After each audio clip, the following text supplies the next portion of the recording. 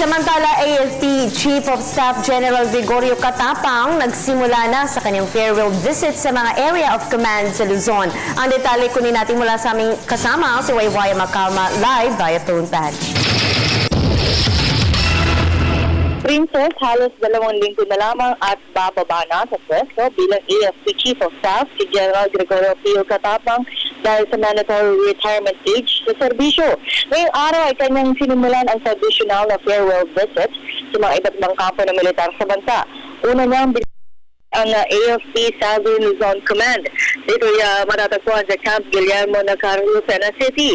Tinanggap naman ito ng Lieutenant General Ricardo Visaya, ang kasalukuyan commander ng AFP Solcom. Nagpasalamat si Catapang sa mga sundalong nagpakita ng kanilang sakripisyo para sa bayan. Anya, ipagpatuloy lang nila ang kanilang mandato bilang tagapagtanggol ng bayan. At muli niyang ipinaalala sa kawal ang kanyang slogan na kawal disiplinado, bawal abusado, dapat asintado. Maging mga programa inilatag kagaya ng IPSC Bayanihan, lalo't patungo na ang AFP sa external defense at kung saan kanyang binanggit sa mga kawal ang mga ginagawang ng China at anya ang higit na naapektuhan na dito ay ang mga mangingisda na nagpupunta sa West Philippine Sea.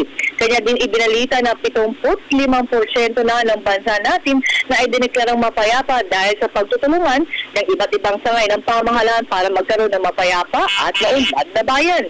Si General Visaya ang isa sa mga napagpipilian bilang susunod na hepe or matunog na susunod na hepe ng Armed Forces of the Philippines, lalo't ngayon ay katatapos na o kakagawad lang sa kanya na panibago niyang promosyon mula Major General ay ngayon siya ay Lieutenant General na.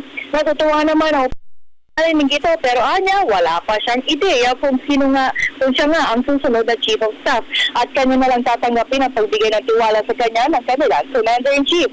Maging si General Visaya ay nagbigay ng kanyang pasasalamat kay Catapang sa suportang ibinigay sa kanya. Anya kanyang mamimiss ang general oras na siya ay magretiro sa serbisyo.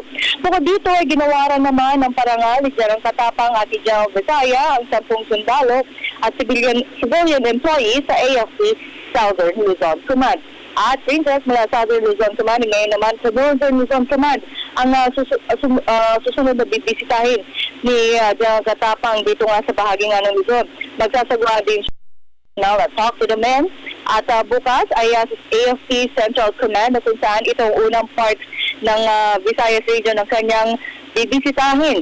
Sa Sabado naman ay isang testimonial parade ang igagawad sa kanya ng Philippine Military Academy sa Baguio City. At mula rito sa Star Airways, Pampanga, ako po si Waywaya Macalma para sa Telebisyon ng Bayan.